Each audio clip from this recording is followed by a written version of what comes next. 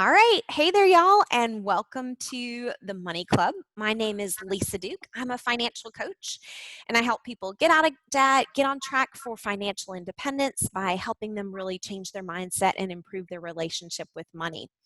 My guest today is Walter Russell. Walter is a financial advisor who's been assisting clients since 1999. He originally started his career at JP Morgan Chase, and he helps people get their financial house in order. So, Walter, welcome to the clubhouse. Hi, how are you?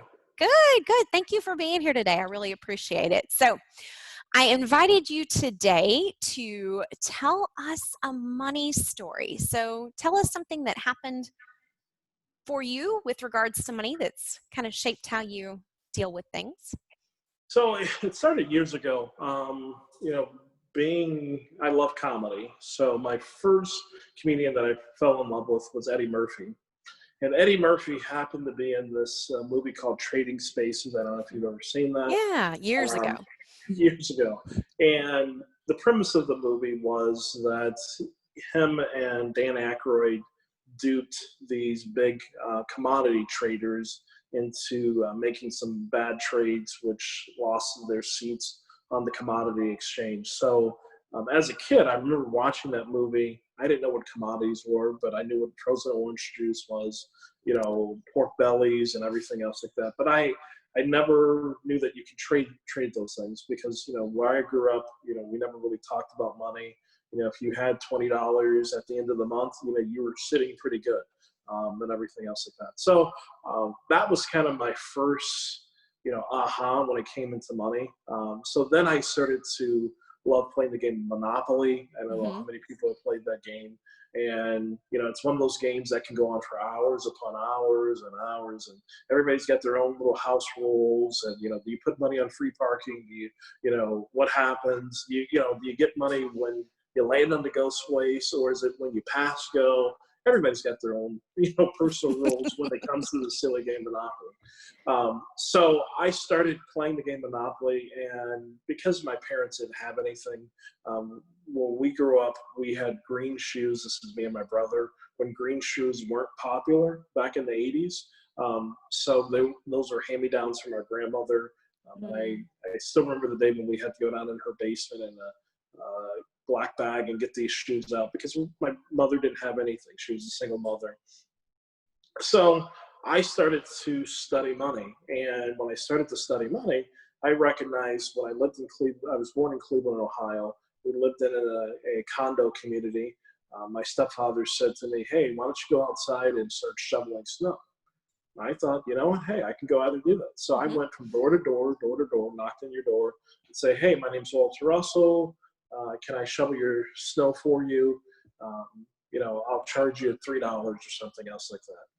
And I remember that first day, my stepfather told me to do that. We went to the hardware store. We bought a shovel. The shovel was $20, back then. And it was a sharp blade. So I went out all that evening and I came back with $30. And I might be butchering the numbers, so don't hold me to it.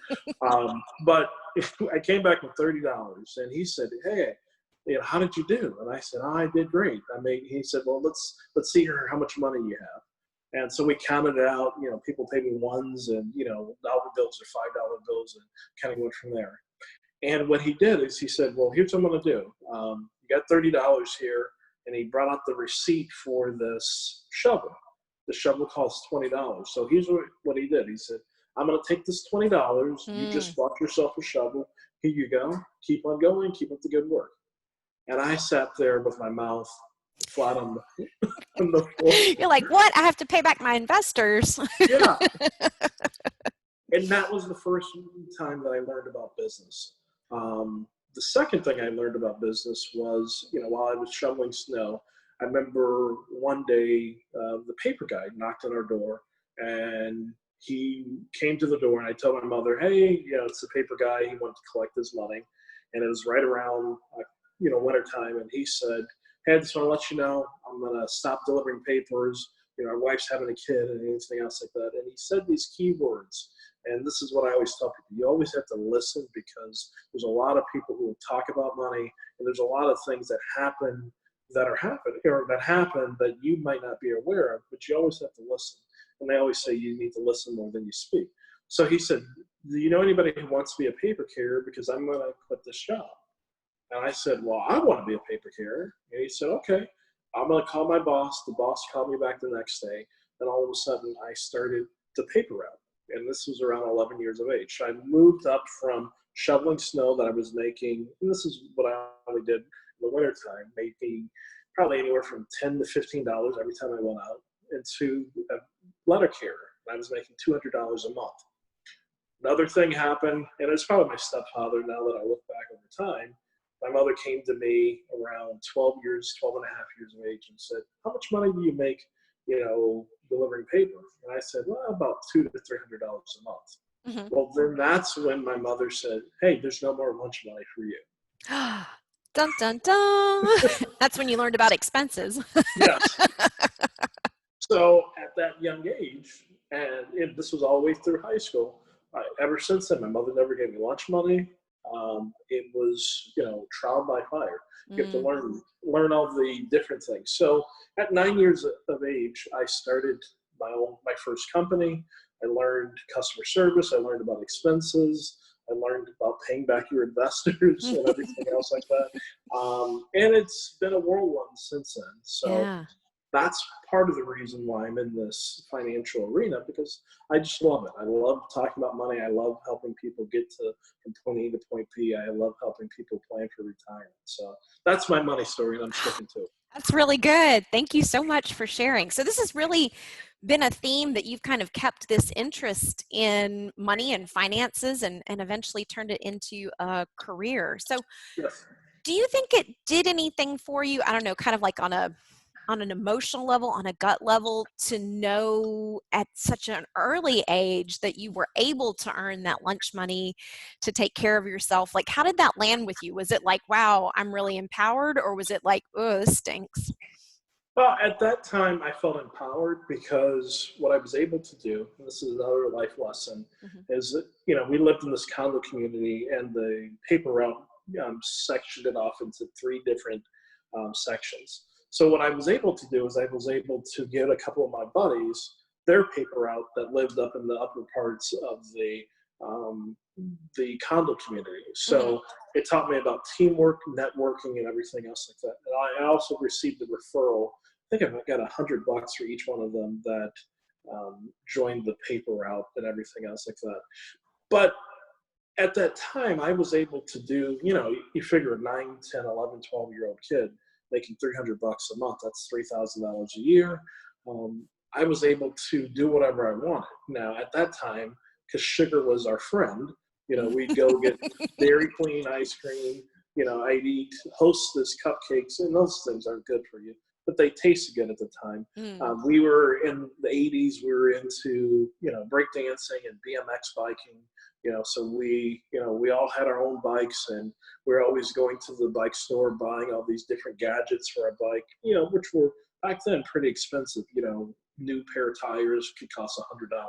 But when you have that cash flow coming in, you've got no expenses, you can do whatever you want. So I did feel empowered because, when you and your friends, and I think this is something I try to do today, is not only do I want to go up at the next level, but I want my friends to go up to the next level as Oh. well.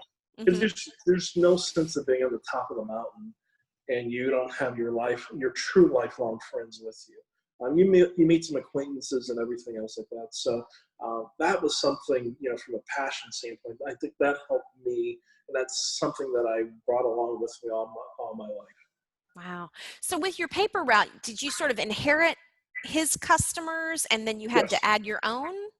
No. So what happened is that, like any paper route back in the days, they had already subscribers that would already Mhm. subscribe. So I just carried the route, and it was a Cleveland Plain dealer.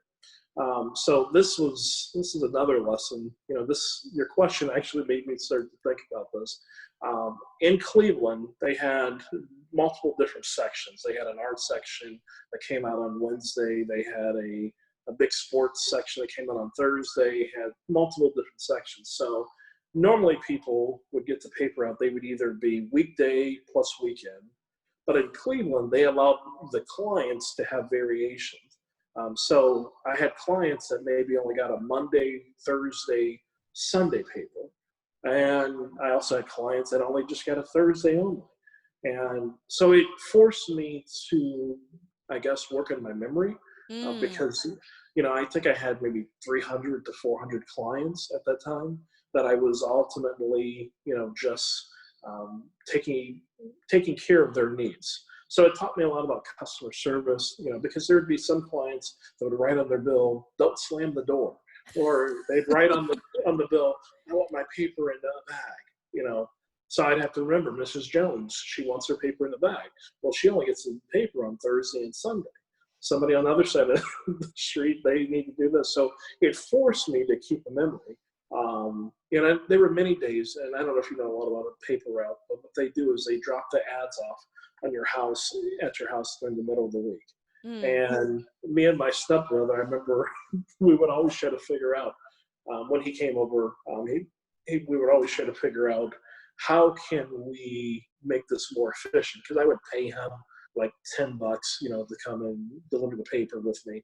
And, as a kid, you're up at 5:00 in the morning delivering paper because you had to make sure that the people received their paper before 7:00, and everything else like that. So taught me a lot of responsibility. So Wow, that's great. Do you find that early training about remembering every client's details and keeping everybody straight, does that come into how you run your business today? yes, because there are clients, for example, I have clients that want us to send their statement out on a monthly basis, give them a monthly report of how they're doing inside their accounts. There's some clients that want to touch bases with me 5 times a month. There's some clients that want to have a conference call, once a month, and at the end of the day, I'm in the business. So I'm blessed to have an opportunity to manage their well-being, their retirement plan. So I look at it from a standpoint, I let the client dictate their needs and their wants and their desires. Now, if the desires, I guess, go against my core values, well, then maybe they're not the right fit for me and everything else like that. But I just look at it from a standpoint, in the business, sometimes you have to do things that to keep the relationship going, you have to find out what your client wants. And that's what I always try to do is I always try to meet with the clients at least 3 to 4 times a year, asking them what they want. How often do you want to meet? Because if I try to guess that you want to meet 5 times a year, maybe that might be too much for you. You might think that's too aggressive. So that's what I've learned over the years is putting the ball in the customer's hand. Then I have the right to say, yes, I can meet your obligation if I want to retain the client. If I don't want to retain the client, I said, well, no, I can't do this. I have this one client. He wanted to talk every Monday at 12 noon every Monday about his account. And I got to the point where you're just making up things, because nothing has changed from last Monday to this Monday, but that was his thing. And it got to the point that we had to separate. And the reason we had to separate is because I didn't feel like it was justification for taking that much time on a Monday. If we want to schedule it and, talk about it, but there has to be more of an intrinsic value. It was more of him pulling from me and less giving, so it wasn't a win-win situation for both parties. Right? Yeah, makes perfect sense. And I think if you have conversations with your clients about it, then everybody can be on the same page. And it doesn't matter. It doesn't have to be financial services. It could be a pizza shop or whatever it might be, as long as you communicate, because communication is the basis of life. As long as you communicate, then everybody can be on the same page.